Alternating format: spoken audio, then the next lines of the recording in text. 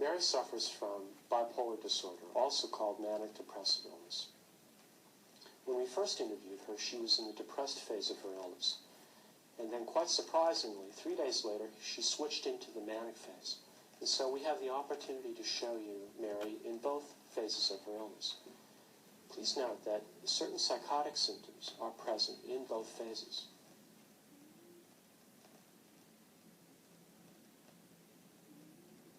We could talk a little bit about the night you had last night. You really had a rough night. Yes. Yeah. How did it start? I mean, you mentioned a little bit to me when I came onto the floor this morning. Well, I was having like a revelation, and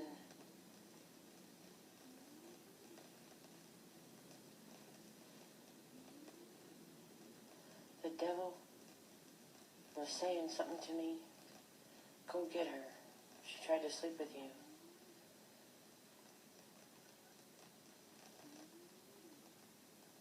But again, I didn't want to hurt her. But I did. Mm-hmm.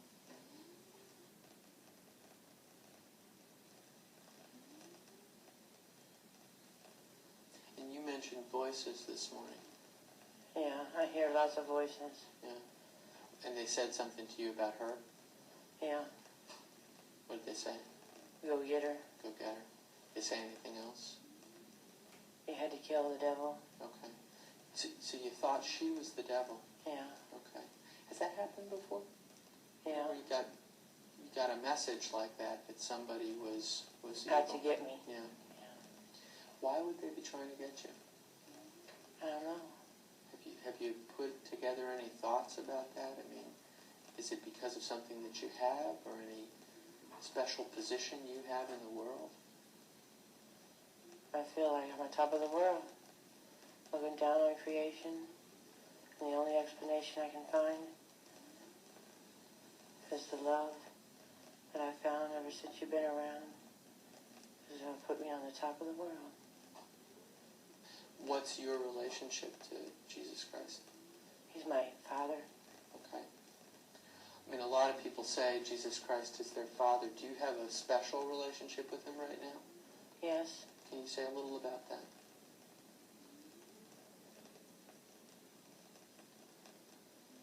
Just that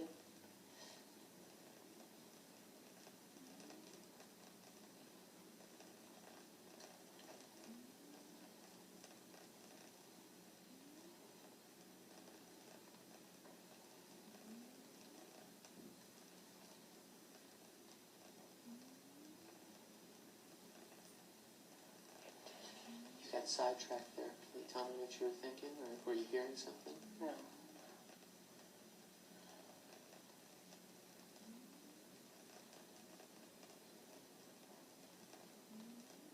I feel like I'm being judged all the time. And I've always said, judge lest ye be judged. Mm-hmm. Who's judging you? People. People. Does this situation feel tough to you because of that, feeling judged? Yeah. Like kind of like you're being observed or, A little bit. Okay. Let me know if it starts to feel uncomfortable because, of course, we're just doing this to do a training or a teaching thing.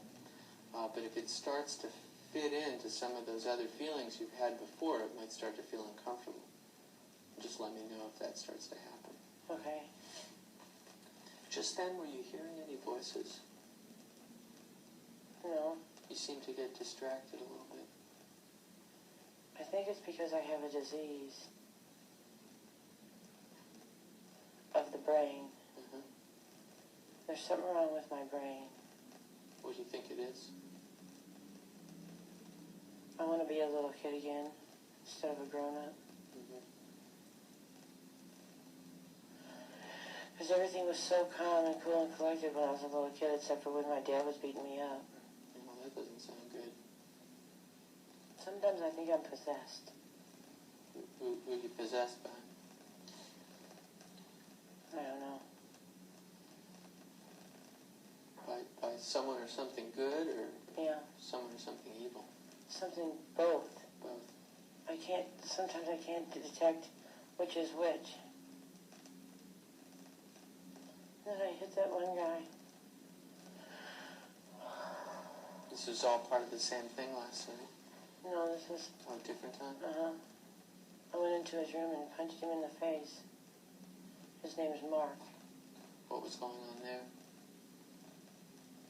Oh, I went outside and put my hands up in the air like this. Mm-hmm.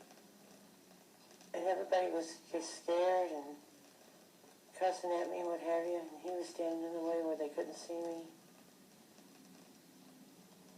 He made me mad. Then I had this feeling I wanted to be with him. Sexually. Mm-hmm. And that made me sad and happy, a whole bunch of different feelings all at one time.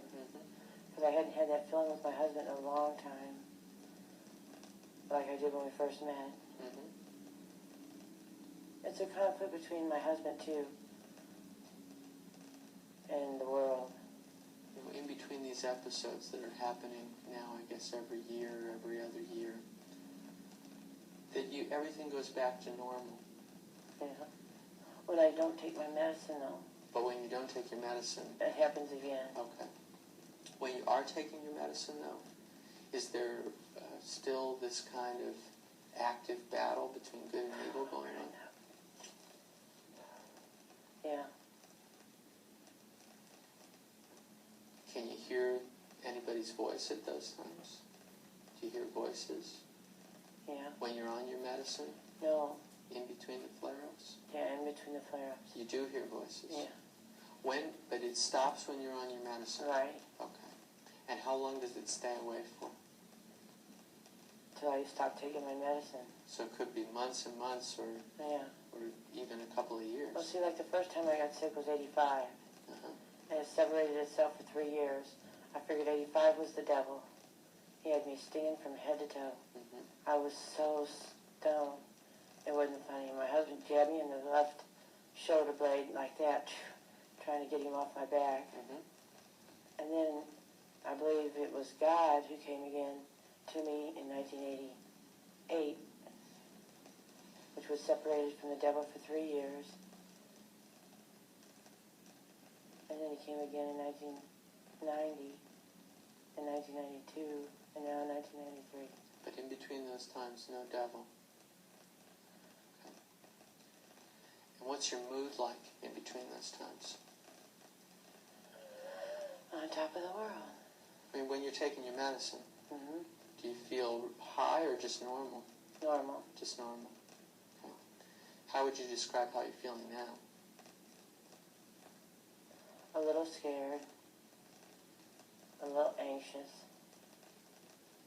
See, there's so many things. I believe God sits up there and smokes. I believe he sits up there and smokes pot. I believe he sits up there and smokes cigarettes. I even believe he snorts cocaine. Were there periods where you've had weeks where you were sad? Not on top of the world. Yeah. Not like you are now. Being fat and ugly. Didn't want to live anymore in this world. When was the last time you went through a period like that? This time. This time. Yeah. Okay. Feeling like you didn't want to live anymore. Yeah. How long would those feelings last? For a year. For a year. When was that? 1992. 92. Can you think of a few weeks in there where it was really at its worst? Yeah. What did you do during those weeks? Smoked dope. Smoked dope. Did that get you through it? Yeah. Did you have to see a doctor or go into the hospital at all? Eventually, yes. Okay. You have a bandage on your hand. Can you say something about what happened? My husband. Mm-hmm.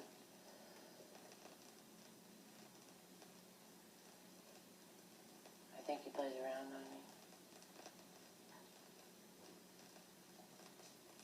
What makes you think that? Because of all the things I see. Is that related to the bandage? Yeah. How is it related? I burned my heart. You burned your heart.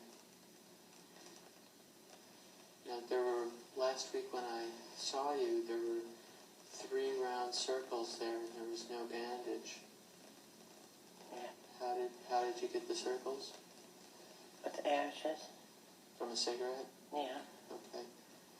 And you were burning it kind of like you were burning your heart Yeah. because you were sad? Because he walked away from me again. Okay.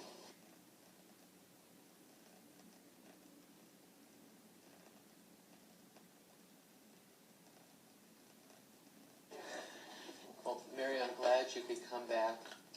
Can you say how you're feeling this morning? Oh, on top of the world. Okay. Woo, woo, woo, woo, woo, on top of the world. What are your plans for today? Oh, it's just going to be one great day. What are you going to do? Well, go out, whatever my doctor says I can do, I should say that right now.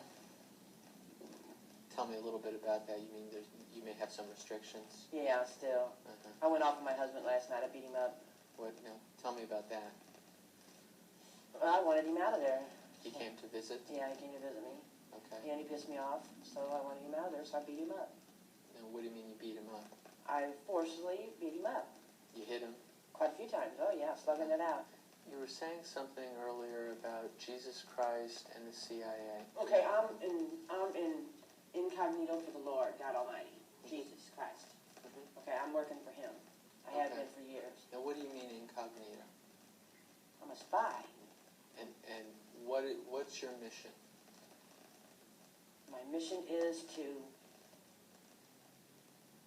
fight for the American way. Can you say more about it? The Statue of Liberty. Okay. But I mean, can you talk more about the kinds of things that you have to do or have been doing as part of that mission? Oh, I can bring up the wind. I can bring the rain. I can bring the sunshine. I can do lots of things through Christ who strengthens me.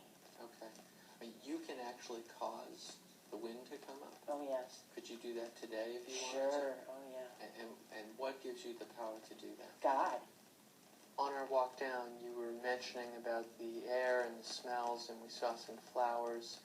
You like the outdoors? I love the outdoors. It's my favorite place to be is outdoors. Yeah. Well, see, when I first met my husband, can I just talk? Sure, please. When I first met my husband, we lived underneath a bridge and down at a boat dock. We weren't married. But I believe we got married in the eyes of God down at this boat dock because he popped my cherry, and I had been married before. When we first sat down, we asked if you could take your gum out, and you had some strong feelings about that. I've chewed since I was a little bitty kid. Don't hurt my teeth or nothing. I got strong teeth, and I like hard gum. I like to blow bubbles with it. Okay. Is that a good piece? Yeah, it's a real good piece. Okay. Want a piece? No, thanks. So,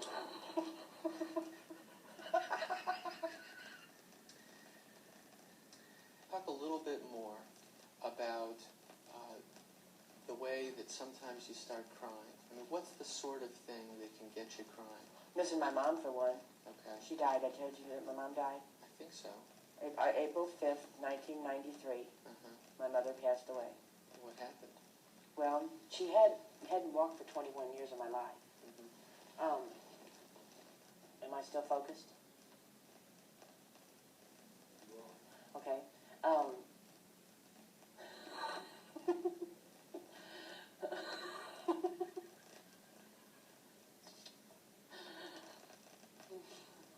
That sounds funny, didn't it? Am I still focused? Okay, anyway, back to the seriousness. Okay. She had cancer of the spinal cord when I was 11 years old. And they had to take out her backbone, 8 inches of her backbone out to kill the cancerous tumor. So that means she was paralyzed from her breast down for 21 years of her life. She died the age of the year I was born, 61. I believe everything has a purpose under heaven. Yeah, what do you make of that? I believe that's the time that God wrote down she was going to die. Before she hit her 62nd birthday, she was going to die and be my guardian angel at 61 of the year I was born. You mentioned the other day that drinking coffee, something happens to you. I get drunk on it. Say something about that. I can get drunk on coffee. I can get drunk on water. I can get drunk on Kool-Aid. I can get drunk on lots of things. Now, can you get drunk on those things at all times or only at certain times? When I'm high. When you're having one of these up Yeah. periods? Are there times when being up like this is unpleasant? It always feels good. Never feels unpleasant at all, except for when I can't go to sleep because of it. When I'm too up and I cannot sleep. That's the only bad part about it. How did you sleep last night? Worth a damn. Not good. No. How many hours? I didn't sleep at all. I just rested.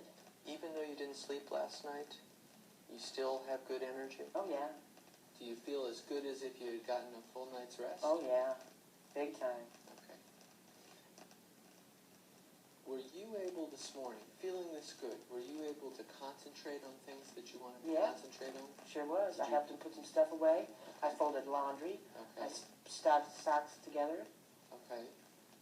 Do you think that if you were outside the hospital right now, you'd be able to do all the things that you needed to do? Oh, yeah. Sometimes when you're feeling this good, do you go out and do things that get you into some kind of trouble? Oh, sure. Like what? Mess around with my husband. Okay. And it gets you into trouble? Big time. Yeah. And the voices, my gosh, can I hear the voices? Talk about the voices. It's what's around me, like up at the front desk. People outside my window, I can hear them all. Now, are these voices of people that you can't see? Right. Okay. What kinds of things are they saying? Well, they're none of my business, really. Is there anything else that you want to mention? Yes, I'm a morphodite. Yes, talk about that. You mentioned that to me one time. Okay.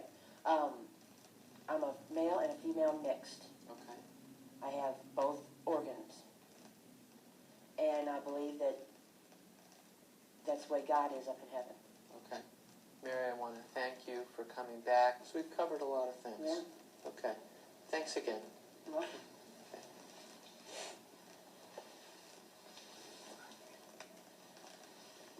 And cut.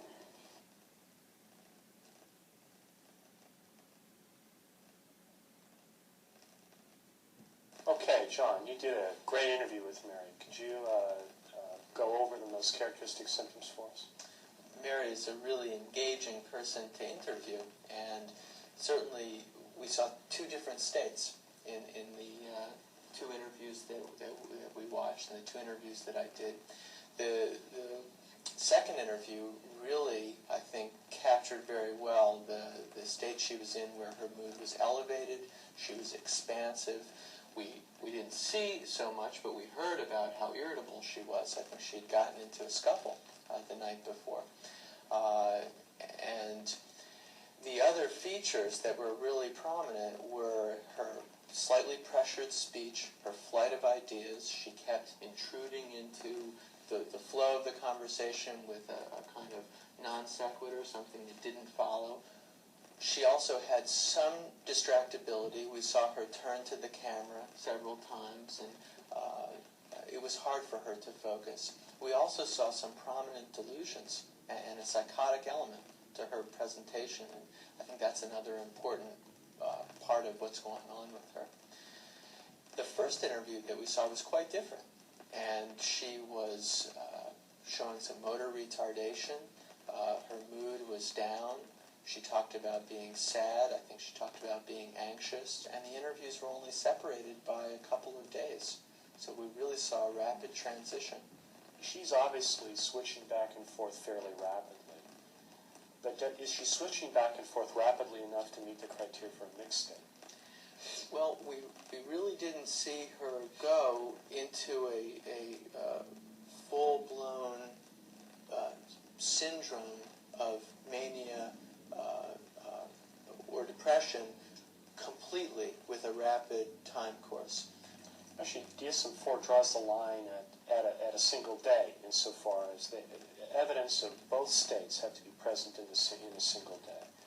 And from what we know about this patient, she doesn't quite meet that criteria.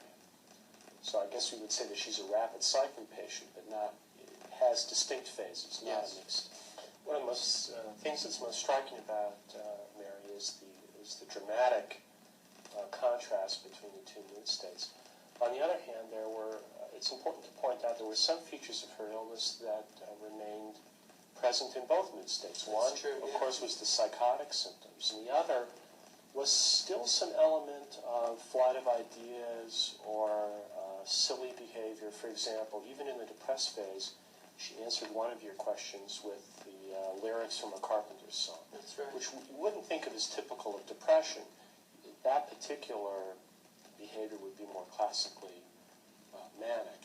When you see evidence like this, it breaks with reality. Psychotic symptoms, irrational beliefs or delusions, and perceptual disturbances or hallucinations, you have to think of other psychotic disorders that the person could have.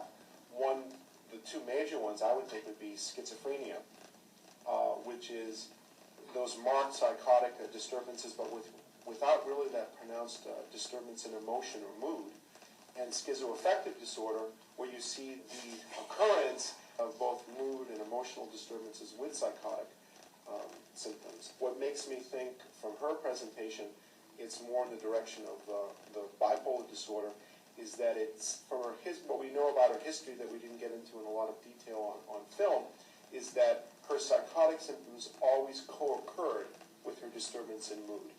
And we really didn't see a period when her mood got better, but she continued to have psychotic experiences. And actually, I think we see some elements of those psychotic experiences really during both of these states during which the two different interviews were done.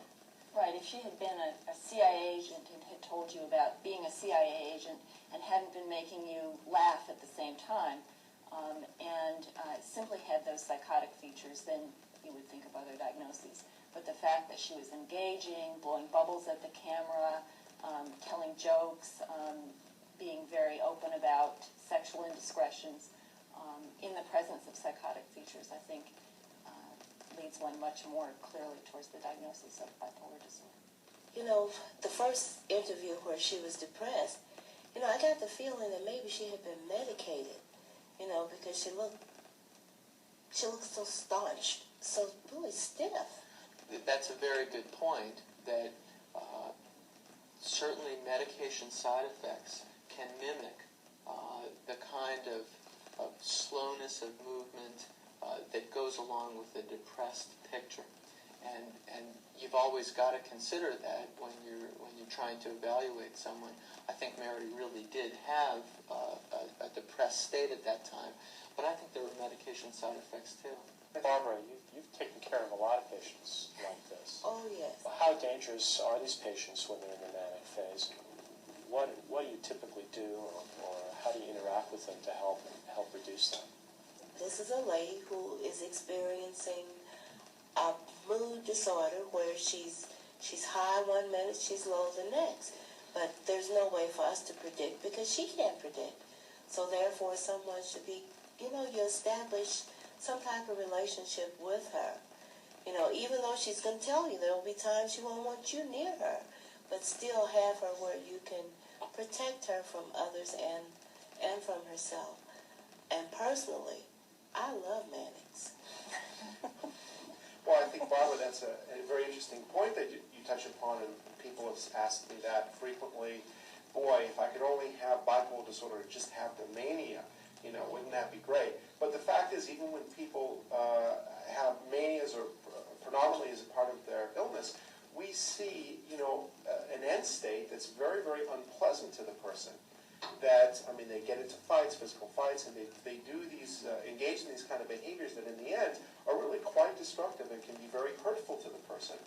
A lot of times people with bipolar disorder, and especially when they're manic, will stop taking their medication because that initial high feels good. But unfortunately, as is the case with this woman, it's so common that the end state progresses from a high period to just, higher and higher to the point that you can't sleep, and you can't concentrate, and you can't focus, and you get involved in all these activities and behaviors that really are very, very, very painful. I wonder if we could have interviewed the husband. That might have told a very different side of the story. Diane, what would it like to be the husband of Mary? Well, it would be pretty difficult, I think. Often a person in a manic state will really exhaust their family because they're up all night, they're on the telephone all the time, they're expecting all kinds of things to happen that are impossible to happen.